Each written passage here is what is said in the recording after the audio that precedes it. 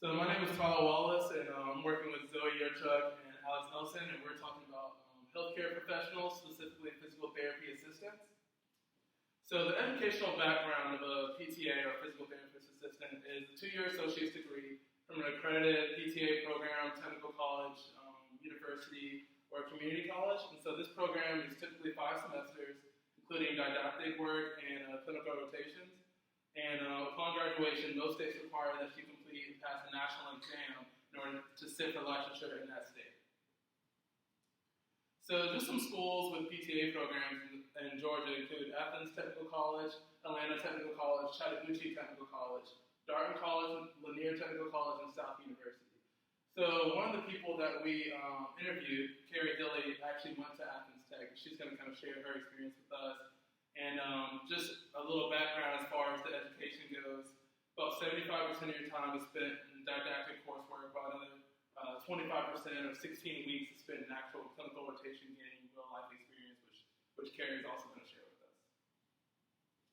So just going back to the licensure and certification at the state level, licensure is required by all states except for the 2 indicated here, Colorado and Hawaii.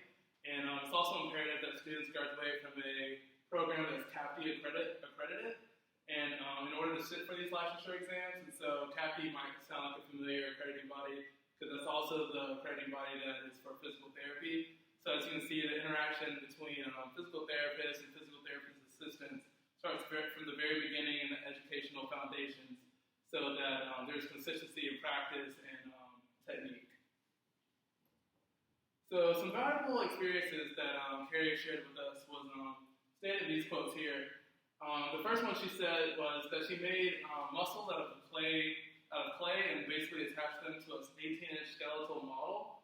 And she said this was very important to her just because it helped her to really visualize and hold a palpable substance and kind of see how those muscles originated and inserted into the skeletal system. And another experience she said that she was happy to have was that she was able to do things in her clinical rotation that weren't seen in textbooks, or that she didn't learn in a classroom setting. And she said this was just very important because obviously things in a textbook are kind of like perfect scenarios where things go exactly as planned, but obviously as we know in the real world, things typically don't go as planned. And she said this rotation really gave her the experience to be able to learn how to adapt and relate to different situations when they're not quite as how they explained either in her didactic work or in a textbook. So next I'm going to pass it on to Alex Elsen. He's going to give us a little bit more information about the duties and responsibilities. All right, so PTAs, they work as part of the team to provide the physical therapy services to our patients. And so they're vital because they can allow each patient to receive the attention and the time that they need to achieve the best result that they can get. Some of those things they do is they implement selected interventions that the PT would give to them and direct them to do. They can obtain data related to the interventions, such as goniometric measurements or manual muscle testing or other clinically applicable items. And they can modify and progress interventions to advance the treatment. And lastly, they always ensure patient safety. And so a lot of times their day-to-day duties often depend on the location that they're working at. And a PTA can work anywhere that a PT can work at. So these can be outpatient clinics, hospitals, skilled nursing, home health, and these would each require different skills and different things that they would have to do. And each one of them, they can almost treat the patients independently, but they're under the direction of a PT.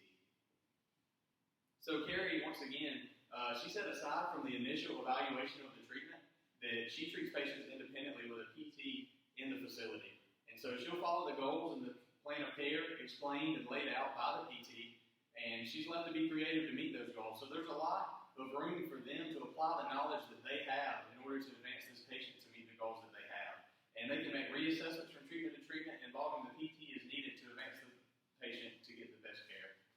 So she treats all orthopedic and musculoskeletal issues and diagnoses, and she works at an outpatient PT clinic, and she has about 30 minutes of one-on-one time with each patient. So physical therapy assistants, some of the skills that they have, and since they pretty much do everything that a PT does, when besides initial evaluation, they need to have some of those same skills. This includes implementing therapeutic exercise, some functional training, doing soft tissue massage, including involved soft tissue massage, E-stim, ultrasound. They also need to know enough to be able to implement some fitness and wellness type things, some balance and gait training. They need the knowledge to keep them safe while we're doing balance training. And then they have to be effective communicators so that they can be involved in patient and family education. So Carrie specialized in manual therapy, instrument-assisted massage, FMS level 2 training, which is functional movement screening. And you can see here at the bottom right-hand corner, that's going to be these 7 items. And what it does is it helps assess how functionally able a patient is. And then she also does this pretty cool slow motion video analysis for running. And this helps them determine how efficient the runner's being, and it can help them determine if the runner needs any kind of footwear recommendations. So knowledge, again, they do everything that a PT does besides the initial evaluation. And so they need to have the knowledge of the functional anatomy, how the body moves, the exercise physiology of how the body responds to different stimulus and how it adapts and responds. And then you have biomechanics, the convex on concave, how the joints work, how everything works in motion. You have the neuroscience, the clinical pathology to assist with those decision-making skills for how to advance patients. Then you need ethical and behavioral sciences. That way they can help relate to themselves, the patient, and help communicate these goals effectively. Now I'm going to pass it on to Zoe. She's going to talk about a physical therapist interaction. All right. So as you can tell, PTAs are a very integral part of the work that we do as PTs. And we've actually been working as a team with PTAs since 1969. So the scope of practice and supervision that PTAs require does vary from state to state, and it's determined by the state practice acts. And payers will also vary your reimbursement for PTA care. But regardless, the PTs and PTAs work very closely to give the patient the best type of treatment that they can have. And it's actually in our code of ethics for the PT that we need to provide the appropriate direction and communication with the PTAs, and also that we are primarily responsible for the supervision of the PTAs. So the PTA, just like Alex was saying, can also do selective interventions under the supervision of the PT. And the PT even doesn't even have to be on site in order for the PTA to treat the patient, as long as they're available via telecommunications if something were to happen. And the PTA is also instrumental in making modifications to the interventions, just as Carrie was mentioning. They work really closely doing the interventions with the patients, and so they can often tell if the patient needs to progress quickly because they're doing really well, or if they need to change some things because the patient isn't progressing as they expected. So, as Carrie was saying, her everyday experiences with the PT involve just following the plan of care that the PTs developed from their initial evaluation. And she mentioned that it was very important to keep the lines of communication open between her and the PT so that she can talk about any changes that need to be made. And the PTAs can also request the skills of the physical therapists, such as dry needling and other modalities that are the scope of practice is just for the PT. The PTAs can request those when they see a patient may benefit from them. And then the PT-PTA teamwork model does vary based on the relationship of the PT and PTA, how long they've been working together, what each other's specialties are. They vary based on the caseload, the available staff, as well as the specialties of the staff. So, for example, a PTA could treat 2 patients in an hour while the PT treats the other 2 patients if they're just follow-up sessions. Or the PT could do an hour initial eval with 1 patient while the PTA is treating 2 other patients in that time. So as you can tell, they are very crucial for optimal patient care and seeing as many patients as we can and providing them with the best care that we can. So in regards to direct access, physical therapy assistants do not have direct access in the state of Georgia. Say you know a PTA personally, you couldn't go to a physical therapy place and suggest or request just that PTA to treat you. But you could ask for the PT to treat you without referral from a physician, and the PT could develop the plan of care and the evaluation, and then hand you off to the PTA who could help with the interventions. So we kind of thought about it as the PTAs having direct access.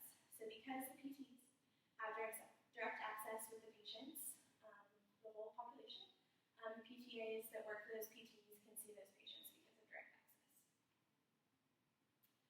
And then as far as current issues go, many of the current issues that the physical therapy profession is facing, the PTA profession is also facing as well. So, as we said, PTAs do not have direct access, and PTs actually just gained direct access very recently here in Georgia. So, it's always defending the direct access that we do have and making sure we're upholding all of the standards that we need to obtain direct access is important. And PTAs can also not carry their licensure across borders. So a PTA practicing in Georgia cannot go 2 miles across the border and practice in South Carolina with their Georgia license. So this is something that the physical therapy industry is working towards to create a compact between states where states will recognize each other's licenses. And PTAs could also be included in this compact as well.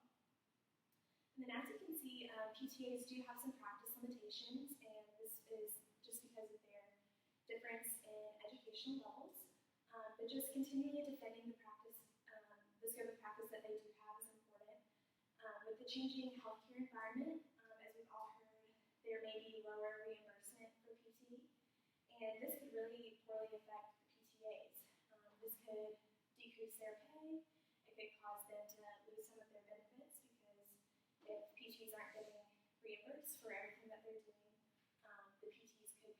the PTAs could be the first sign to go, as well as become overworked and just really face a tough time because of this lower reimbursement.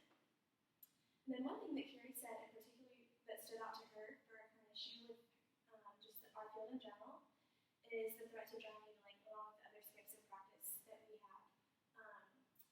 She mentioned that acupuncturists are lobbying against PT for their use of dry needling, and this is important to her as a PTA because if she sees a patient that can benefit from dry needling, she wants to be able to refer that patient to the PT to be able to perform that. And if we lose dry needling, then all of our patients suffer. So this is all we have for you all. Thank you so much, and I hope you learned a little